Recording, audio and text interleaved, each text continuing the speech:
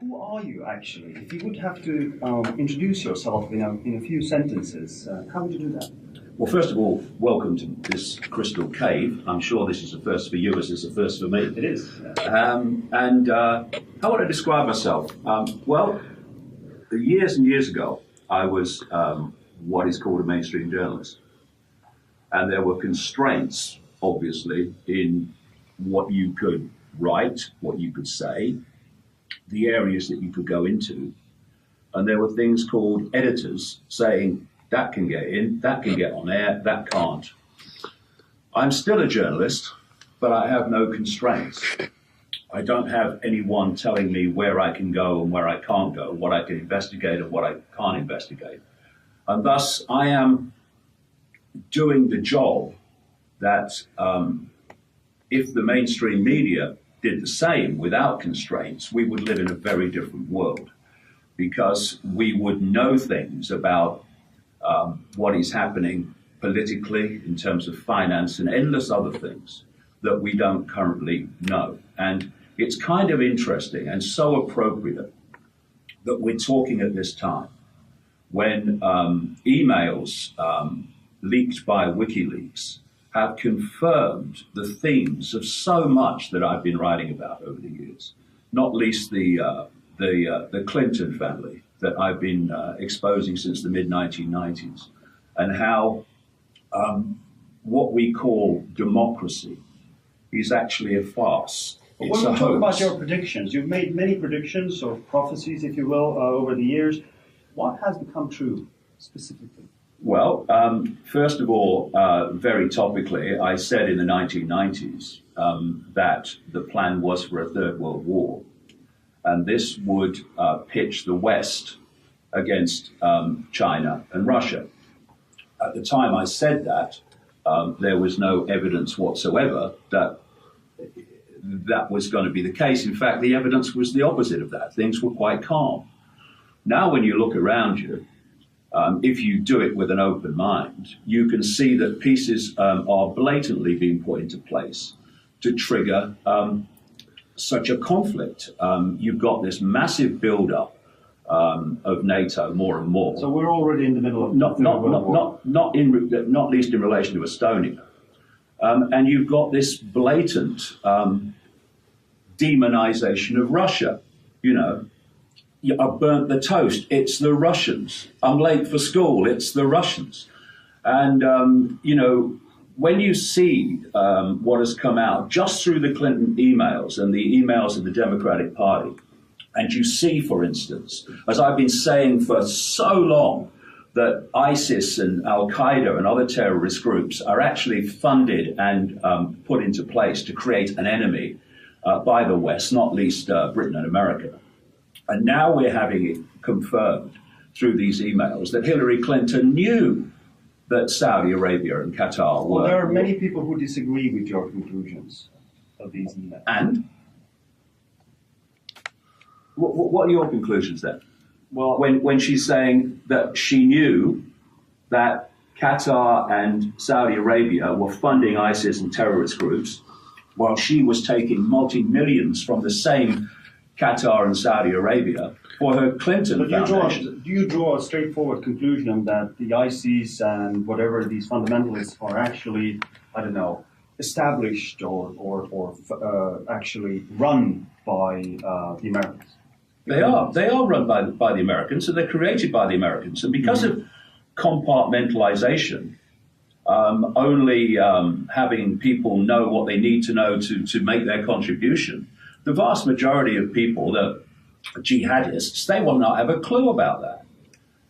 You know, there was a television investigative reporter in France recently who went undercover with a terrorist group in Europe. When he came out and spoke on the television channel, he said what he was dealing with was not Islamic fundamentalists, but basically young people who were completely lost, completely manipulated, and he called them fast food jihadists who had no clue or connection to Islam in the sense of we're fighting for for God.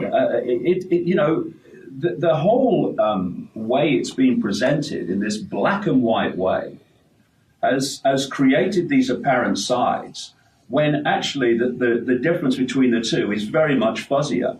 And then you've got Zbigniew Brzezinski, Jimmy Carter's former national security advisor, who spoke to a French news magazine some years ago now and admitted openly that during his tenure as national security advisor, they trained, armed, and funded the groups in Afghanistan that became known as the Mujahideen, because he said he wanted them to attack the Soviet satellite regime in Kabul, to entice Russia to invade Afghanistan, to protect that Kabul government, and give them, in his words, their Vietnam.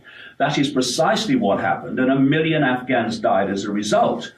What happened to the Mujahideen? They morphed into the Taliban, they morphed into Al-Qaeda, they morphed into ISIS. You put the dots together, and there's another sequence that people need to realize.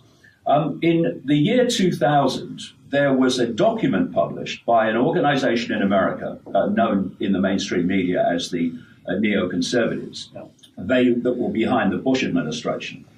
And in September 2000, this organization, the Project the New American Century, set out a plan of regime change in country after country in the Middle East, Libya, Syria, Iraq, etc. They said in that document that this process of transformation, of regime change, would only be possible and only be done in any reasonable speed with another Pearl Harbor to focus the minds of the American people to say, yes, we've got to do this. And what happened a few months after that document was published, those same people came to power with George Bush in January 2001.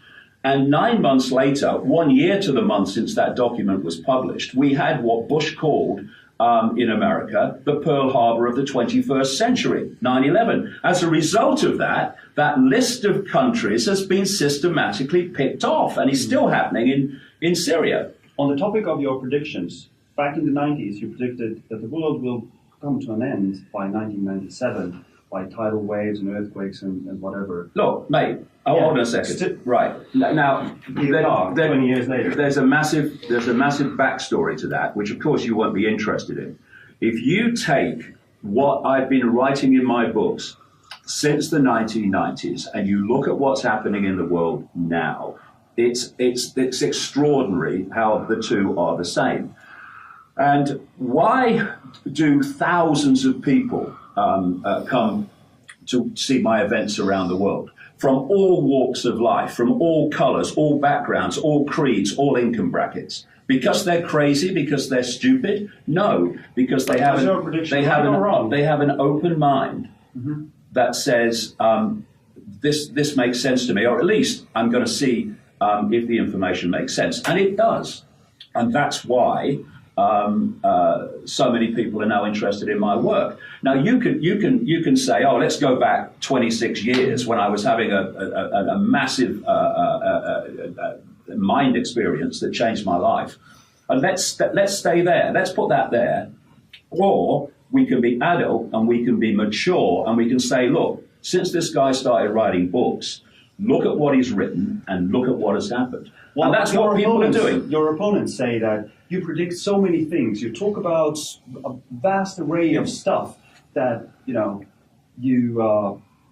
bound to hit a nail sometimes, so to speak.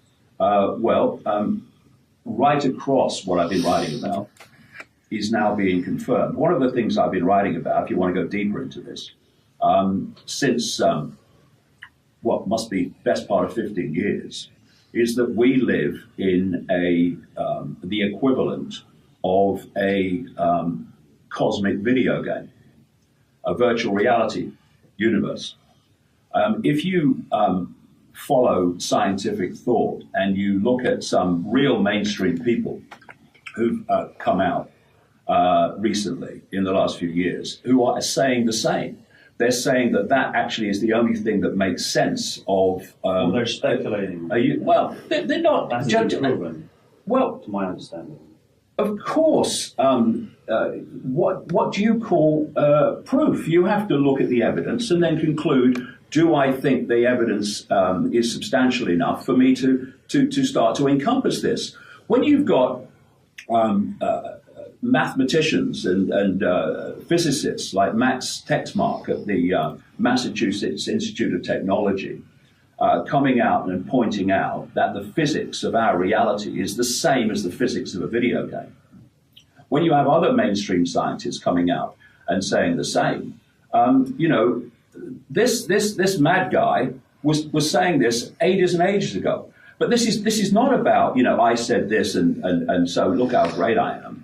This is actually just balancing out this response to me by the mainstream, which is this guy's crazy, therefore we're going to come from that perspective that he's crazy in the way we report it. If we take the picture a bit wider, if I understand your theories correctly, your view of things is that a large part of the global elite is actually shape-shifting reptiles who want to establish the new world order. Well, that's an incredibly simplistic way of putting it, but in the time. But if you want to boil it down, you can't boil down something that's simplistic. You have to expand upon it, right? Let me put this to you.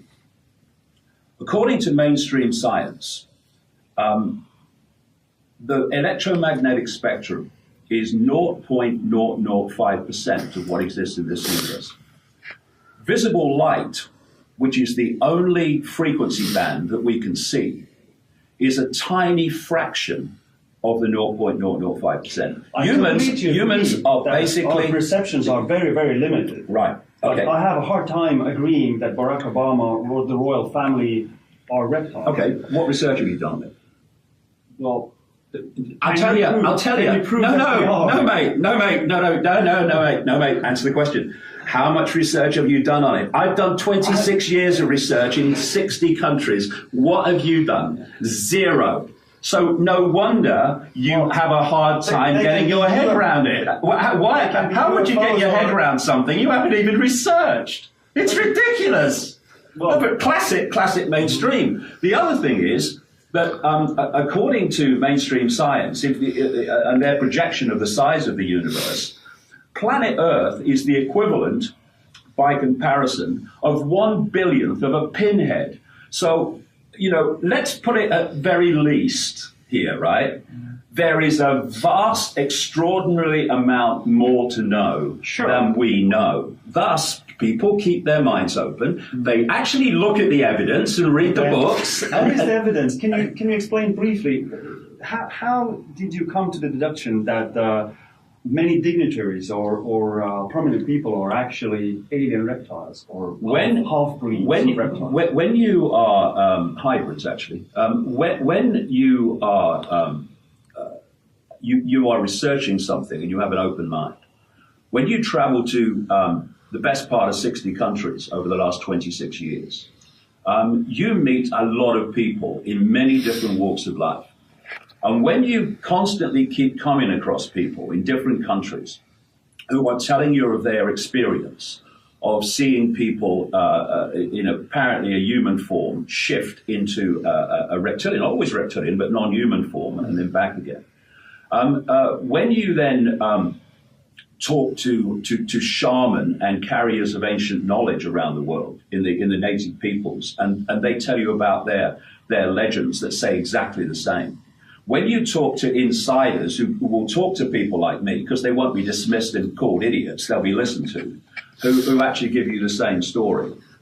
When you talk to the very close friends of people like Princess Diana for 9 years, a lady called Christine Fitzgerald, who, by the way, told me about what Jimmy Savile was doing, this BBC paedophile, and how close he was to the British royal family. She told me also about this whole relationship of reptilian hybrid bloodlines to the British royal family. But have you actually personally seen one? No, and I don't have to. You're a journalist, right? Mm-hmm. Do you have to have experienced everything you write about? No, you talk to people, you look at the common themes, you look at how they're saying the same thing, even though they're from different countries and different backgrounds, and then you put the evidence before people, documented, and you say, make of it what you will. That's it. And people will look at it and they'll say, yeah, it makes sense to me. They'll look at it and they'll say, nah, it doesn't make sense to me. And either way, from my point of view, is fine. Because all I'm doing is putting information out there, and then people make of it what they will. By the time this interview will be aired, the US will have a new president, either Hillary Clinton or Donald Trump. Are they also, I don't know, alien? Trump, I don't know about, but I mean, look at the choice there. Look at the choice there. Three bad choices. Just take a deep breath and look at a system that with 320 million people that can throw up a choice for president with massive impacts on the world. We're not happy about our leaders either, but that doesn't mean that they're aliens. That actually throws up a choice between a catastrophe and a disaster. Now, what I don't know about Trump, but Hillary Clinton is someone who's come up again and again, going right back into the 1990s. And that's why her connection to this web, to this network, that's why someone, as we speak, we don't know how it's going to turn out yet, but as we speak, someone who is so blatantly corrupt and to an extraordinary level can still be on the verge of becoming president of the United States is extraordinary. Just to be clear, you're not talking allegorically. No, I'm not talking allegorically. It's a metaphor. No. Literally mean this is what you get from some people. Oh, he's using it symbolically. I'm not using it literally. And let me ask you this question. As I said earlier, we can see a tiny, tiny fraction of frequency, a slither of frequency we can actually see. Look at the different forms within the tiny sliver of frequency that we can see. Look at the animal kingdom. Look at the incredible number of forms. Do we really believe that out there in the great forever, that almost the entirety of which we cannot see, that forms of what we would call life only take a human form? What? I mean, well, I'm not saying that. It's and crazy. Our opponents are not saying that. But my opponents is what you call them opponents. I don't have opponents. Opponents need an enemy. I don't oppose them.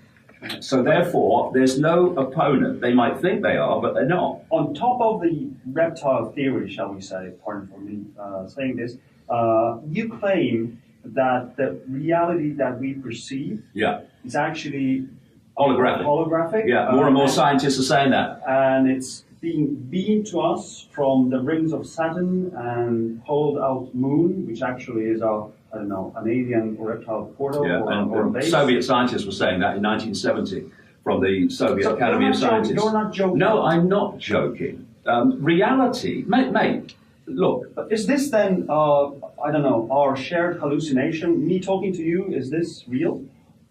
It's, put it this way. 99, this is mainstream science or quantum physics. 99% of your body is empty space. Not that there is such a thing, but it has no solidity whatsoever. Your body's made up of atoms. That's what we're told, right? Have you ever seen the inside of an atom? If you take the nucleus of an atom to be the size of a 10-cent piece, then the atom, by comparison, is the size of a cathedral. It's empty space. How does that relate to my question? It relates to the fact that in terms of physicality, you can't exist because there's no physicality. When you look at a hologram, even the simple ones that we buy in the shops, they seem to be three-dimensional, and the best of them seem as solid as you and me. We're now having people doing duets on stages, one from this reality and one holographic. And you can hardly see the difference, if at all, with the best of them. So therefore, if you're asking me, do you exist? And do I exist? Yes, we do, as consciousness. But do you exist as a physical body? I exist as a physical body. This room exists as a physicality. No. You know why? There is no physical. And you know who says that? Quantum physicists. Why is it that all these theories always take so long to explain? People tell me who support these theories, watch this, I don't know, 3 episodes, 9 hours in total program, and it all will become clear. You give lectures of no less than 10 hours. Mm-hmm. Why so long? Because if you're talking to me about the world that people perceive as real, then we can talk in sound bites and sentence here, sentence there, because there's no backstory that people have to know before what apparently sounds crazy makes logical sense, which is what happens over 10 hours and in the books. So it has to be explained, and the different dots. I mean, how can you talk about shape-shifting reptilians unless you go into the nature of the fact that there is no physical, it's holographic illusion? How can a solid physical body shapeshift into another solid physical body? They can't. So unless you explain the nature of reality, how can shapeshifting make sense to people? Because the immediate wave of the hand is, it can't happen. How can you have solid body change into solid body? Well, that's not what's happening. So you see, in all these areas, there has to be a backstory. I know, let's talk about Saturn and the rings and what they are. Let's do it in 2 sentences, shall we? That makes sense to people. You know, we've got to be mature and we've got to be adult. And if people can't be bothered and they say, oh, what, I've got to listen for 10 hours. Well, you're not interested then. You go and watch the television news and the game show and let people who really want to know actually listen. But if these reptiles are as advanced as you are, they surely could take over the game just like that without taking their time, millennia and millennia, infiltrating our ears. The thing is, you see, here you go again. You're coming from a perspective who's done no research into this, and there is an answer to that, but not in the time that you're going to give it. There'll be an answer to that on Saturday in Tallinn. But not in the space and the time that this program is prepared to give to it. So this is where you are, and this is the challenge of people like me. You know, when I'm talking in the alternative media, they give me time to explain. When I'm talking in the mainstream media, they don't, and you're talking in ways and one-liners. Oh, he believes in shape-shifting reptiles. What's the initial reaction from people to that? With no backstory? Well, he's crazy. I would imagine lots of people are writing hate mail to my boss at the moment for letting you on the air. Why?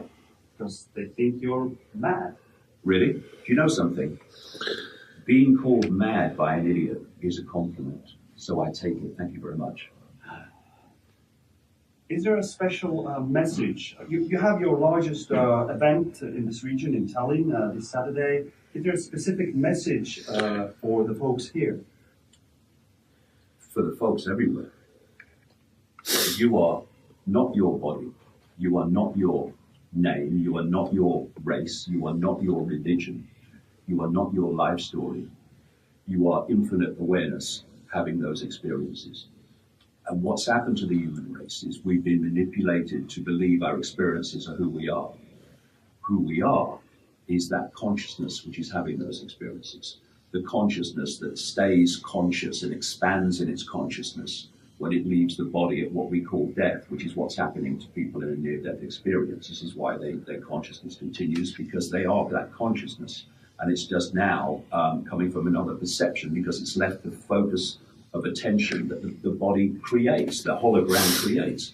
So if we all realize, think about it, if we all realize that we're just consciousness, expressions of the same consciousness having different experiences, all the fault lines of divide and rule, of race, of religion, of all these different manufactured fault lines of divide and rule, they disappear. Why would an expression of consciousness want to go to war with an expression of that same consciousness if it realized that's what it was? if it thinks it's a Muslim, it's a Jew, it's a middle-class American, then these conflicts can happen, but not if you realize that it's all that is an illusion. Your critics say that, yes, the world is a scary, at times a scary and a messed up place. I don't find it a scary place. You're taking advantage of people's fears. Oh, really? Profiting. Why don't I have giving lectures. Why don't I have fear? Why don't I fear any of this? Lots of and why do I live? These are unpleasant things. Why do I live? Diseases. All right. Oh yeah. So Okay. What we'll do then is we'll go. What we'll do is we'll turn on the television news and we'll watch babies being blown apart in Aleppo, right? And we're not dealing in fear, are we? We're not going to frighten people by having children blown away in Aleppo in a manufactured war. We're not going to have people dying of hunger in a world of plenty on the television news, are we? That's not going to frighten people. And of course, the television news makes no money out of doing that, does it? So it doesn't profit on creating fear. We need to face what's happening in the world so that we can do something about it, right? And if we leave it to the mainstream media, as has been done until recently, look where that got us. Eh? The point being that bad things do happen, but not for a particular reason. How do you know? All the time. How do you know? How do you know? You don't. These are suppositions which you're giving to me as fact. You ask me to support what I'm saying. You support what you're saying.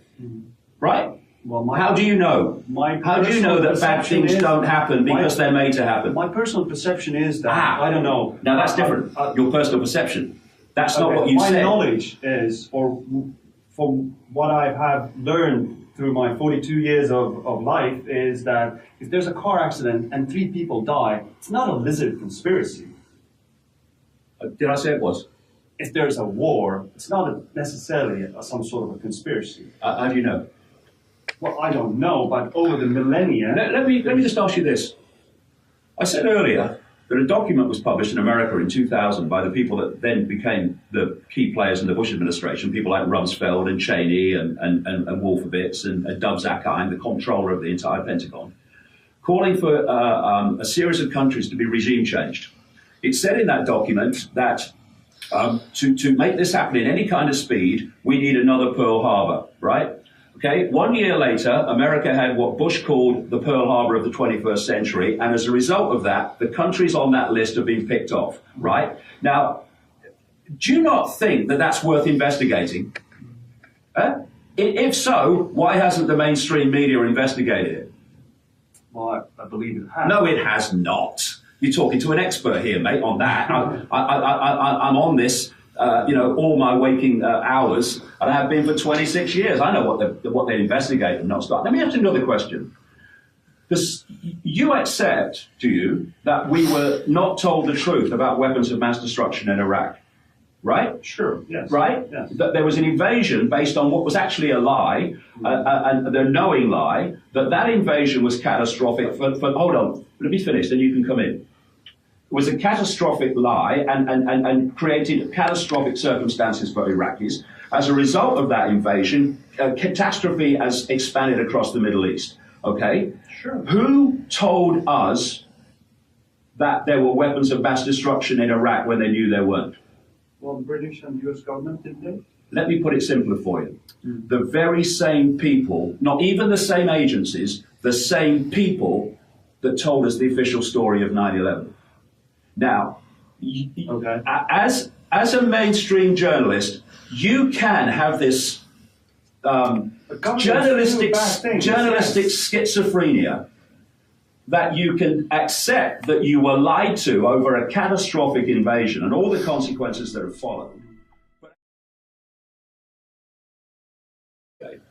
And thus, I am doing the job that if the mainstream media did the same without constraints, we would live in a very different world, because we would know things about what is happening politically in terms of finance and endless other things that we don't currently know. And it's kind of interesting and so appropriate that we're talking at this time when emails leaked by WikiLeaks have confirmed the themes of so much that I've been writing about over the years, not least the Clinton family that I've been exposing since the mid-1990s, and how we're having it confirmed through these emails that Hillary Clinton knew that Saudi Arabia and Qatar were... Well, there are many people who disagree with your conclusions of these emails. And?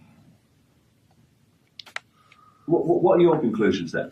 Well, when she's saying that she knew that Qatar and Saudi Arabia were funding ISIS and terrorist groups, while she was taking multi-millions from the same Qatar and Saudi Arabia for her Clinton foundation. Do you draw a straightforward conclusion that the ISIS and whatever these fundamentalists are actually, I don't know, established or actually run by the Americans?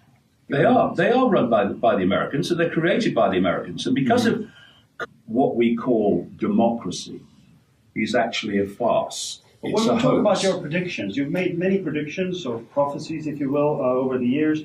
What has become true specifically? Well, first of all, very topically, I said in the 1990s that the plan was for a third world war.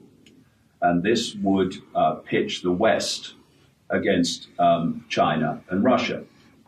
At the time I said that, there was no evidence whatsoever that that was going to be the case. In fact, the evidence was the opposite of that. Things were quite calm.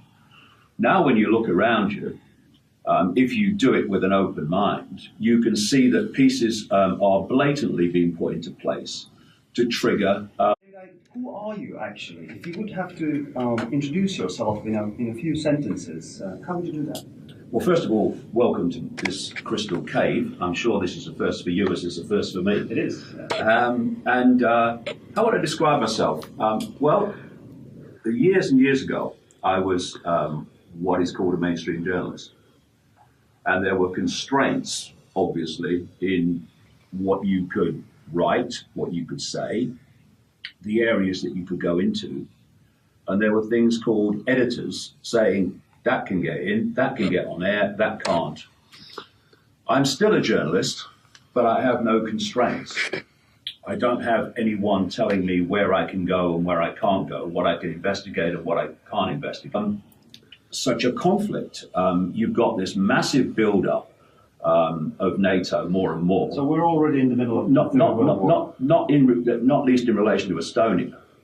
And you've got this blatant demonization of Russia. You know, I've burnt the toast, it's the Russians. I'm late for school, it's the Russians. And, you know, when you see what has come out just through the Clinton emails and the emails of the Democratic Party, and you see, for instance, as I've been saying for so long, that ISIS and Al-Qaeda and other terrorist groups are actually funded and put into place to create an enemy by the West, not least Britain and America. And now